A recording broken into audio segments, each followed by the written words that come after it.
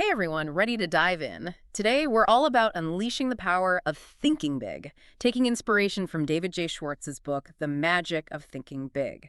We're going to break it down, pull out those actionable insights you can use right away. It's funny. Whenever I think about Schwartz's work, it's not just about aiming high. It's like he tackles those little voices in our heads, those you can't whispers.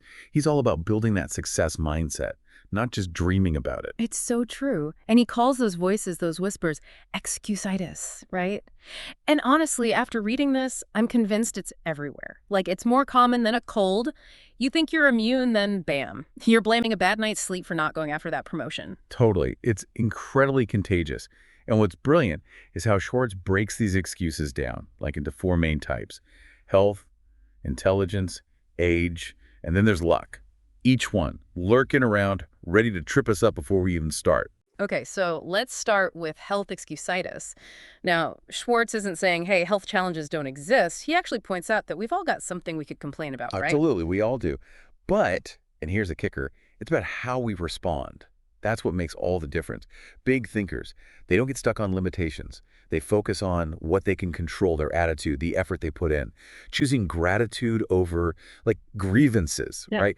Proving you can do incredible things, even with health challenges. It's like that story he tells about that young woman who wanted to sell mobile homes, right? Everyone was like, no Yeah. way, no experience, no money, the whole 9 yards. But she believed in herself so much that she actually convinced a manufacturer to give her a shot. And guess what? Boom.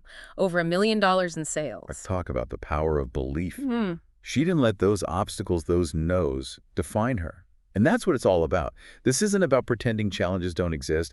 It's about not letting them write the end of your story. It's like she flipped the script on excusitis. But another one that always gets me is the whole intelligence excusitis thing. We've all been there, right? Feeling like we're just not smart enough. Oh, tell me about it. But this is where Schwartz just nails it. He argues that a positive attitude, that fire in your belly, can be more valuable than, like, a PhD even. He's got that great example of Phil E. Maybe not a straight A student, but man, that guy's enthusiasm, like it was contagious. That, plus his genuine interest in people, made him a rock star in the advertising world. Exactly. And it highlights how important emotional intelligence is. Phil's ability to connect, to understand, and really inspire people. It was more valuable than any textbook knowledge. It's like Schwartz is saying, look, book smarts are great and all, but don't underestimate just connecting with people, being able to work a room, build those relationships, get people excited. That's gold. It really is. And you know what? That leads perfectly into our next dailitis, age excusitis. Because whether we're told we're too old or too young, this excuse never seems to go away. He throws out examples like Bill, who decides to ditch a successful career as a stockbroker when he's 48 to become a college professor. Talk about a life reboot. Right. And then on the flip side, there's this idea that younger people, well, they lack experience. But Schwartz is like, hang on a second. Their enthusiasm, that drive to learn, that can be their superpower. Totally. He points out how companies are often more interested in what you can bring to the table. Your skills, not just your age or how long you've been doing something. So if you're young, you're eager, don't let anyone tell you to wait your turn. Go for it. Now, the last kind of excusitis, this one might be the sneakiest of them all, luck excusitis. It's that thing where people blame bad luck for their failures, or they say their successes were just like being in the right place at the right time. Oh, it's so easy to fall into that trap. But Schwartz would say that what we see as luck is often the result of, well, consistent effort and being prepared. He talks about John, this amazing salesman who seems to just land deal after deal. To other salespeople who are struggling, it just looks like John is lucky. But they miss the bigger picture. It's the hustle, the hours John puts in behind the scenes, honing his skills, building those relationships. They see the outcome, the lucky break, and they miss the years of dedication that got him there. It's like they say, the harder I work, the luckier I get. Schwartz really drives home that point. You can't just wish for success, right? You gotta roll up your sleeves, get out there, and make it happen. Exactly. And that's actually a great transition to the next big idea from the book, building confidence from the inside out. Schwartz gives us some really practical tools here to project confidence, even when, you don't quite feel it yet. And get this, it all starts with our thoughts. He talks about our minds being like a memory bank, right? We're constantly making deposits and withdrawals, but with our thoughts. I love that analogy. If we're always putting in negative thoughts, self-doubt, worries, Well, our confidence accounts is going to be empty when we need it most. But if we focus on our wins, our strengths, those deposits, they build up this reserve of confidence that we can tap into, especially when that inner critic starts to get loud. So it's about training your brain, right? To see Yeah. the good, to focus on what you can control and not get bogged down by those negative thought loops. Exactly. And you know what else helps quiet that inner critic? Action. Schwartz is big on action being the antidote to fear. Yeah. Because the longer we hesitate, that fear just grows and grows. Oh, yeah. And he tells that great story about this executive terrified of public speaking, I mean, completely petrified. But he finally took the plunge, volunteered to give a presentation, and, well, you can guess it was a disaster. Oh, no. Yeah. But here's the thing, instead of letting that fear stop him, he learned from it. He kept practicing, kept putting himself out there, and eventually he became this sought-after speaker. Can you believe that? Wow. That's amazing. It's a good reminder that we're all going to stumble, right? Setbacks, they're just part of the game, but they don't have to be the end of the story. They can be amazing opportunities to learn and grow, if we let them, that is. Absolutely. Now, another gem from this section is Schwartz's advice to, fake it till you make it, especially when it comes to confidence. He suggests simple things, like sitting in the front row, making eye contact, smiling. He's basically saying even if you're feeling unsure of yourself, projecting confidence can actually start to change how you feel inside. Oh, for sure. There's a ton of research on that. Our body language sends these powerful signals to our brains, right? So when we sit up straight, we make eye contact, we smile, and it's like we're telling our brain, hey, we've got this, we're confident, we're capable. And that little shift in mindset can change everything. How people see us and ultimately how we see ourselves. It's like a self-fulfilling prophecy, but in the best way possible. Now, this next section of the book totally blew me away. Think big, live large. Schwartz really dives into how we see ourselves, our self-image, and how that shapes everything we do. It all circles back to those thoughts we were talking about earlier, right? If you're constantly thinking of yourself as small or limited, incapable, guess what? You're going to act that way. Yeah. But if you can visualize yourself achieving great things, you're that much more likely to actually do the work to make it happen. He uses the example of this young guy working as a rate clerk, kind of an entry-level job, right? But in his mind, he saw himself as a future executive, and wouldn't you know it, he became one. The power of visualization. It's amazing, right? And it's not just about our own ambitions. Schwartz talks about thinking big about our work, too, whatever it is that we do.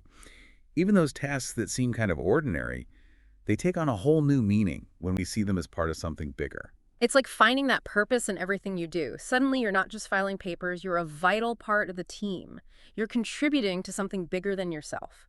And that can totally change your whole attitude, even how well you do your job. Absolutely. And, it impacts how we treat other people, too. Mm. Schwartz talks about this, thinking big about people, making them feel valued and important. That's how you build that positive environment where everybody thrives. And he's got some really practical tips on how to do that, right? Like remembering names, giving genuine appreciation, focusing on people's strengths. It's like he's saying, hey, kindness.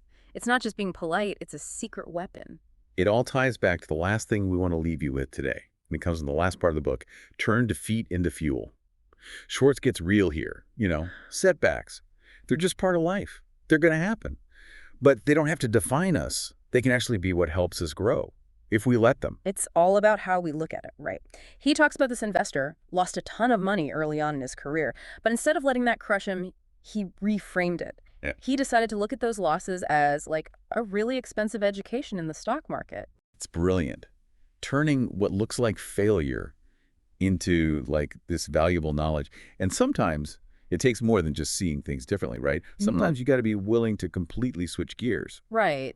Like with that engineer Schwartz talks about. This guy's job is to design this groundbreaking aluminum structure. He hits a wall, doesn't know what to do, feels stuck, but he doesn't give up. He takes a step back, looks at everything with fresh eyes, experiments with something totally new, and guess what? He ends up changing the whole game. It shows you that sometimes getting past a problem isn't about pushing harder in the same direction. It's about being flexible, trying something different, even if it means starting over. So if you're ever feeling stuck, don't be afraid to pause, rethink things, maybe try a totally different approach, and never, ever underestimate good old-fashioned persistence with a little creative problem solving thrown in. Couldn't agree more. You never know what you might come up with. Now, thinking about everything we've talked about today, what are some of the big takeaways that stand out to you? For me, it always comes back to how powerful our thoughts are. That whole thinking big idea, it's way more than just setting big goals, right? Yeah. It's about building that belief in yourself, approaching challenges like you're ready to tackle them head on. Exactly. It's about realizing that we have more control over our thoughts and actions than we think we do. We can choose to focus on what's holding us back, or we can focus on the possibilities. And that choice makes all the difference. When we shift our perspective, when we choose to think big, we open ourselves up to a whole world of possibility. It's about finding that purpose in our work, building strong relationships, and not letting those setbacks define us. Perfectly said. And remember, this is really just scratching the surface. The magic of thinking big is full of even more practical tips and inspiring stories. So if you're ready to really embrace your potential, to design a life of purpose and achievement, do yourself a favor and check out this book. You won't regret it. And hey, while you're at it, why not share this episode with a friend who might need a little think big inspiration? Love it. Because remember, success, it's contagious too. And there you have it, Mother Deep Dive in the books. We hope you're walking away feeling inspired, ready to think bigger and bolder in every part of your life. Until next time, keep those big thoughts flowing and go make some magic happen. Thank you for watching. Don't forget to like, subscribe, and comment. It would be a great source of help to maintain and develop this channel and the correlated website. This book overview was presented to you by olbooksummary.com. Are you interested in more insights into personal development books or motivational and inspirational books? Please visit olbooksummary.com and you will find a library of the most helpful self-development and human character development books overviews. See you soon with the next books overview video.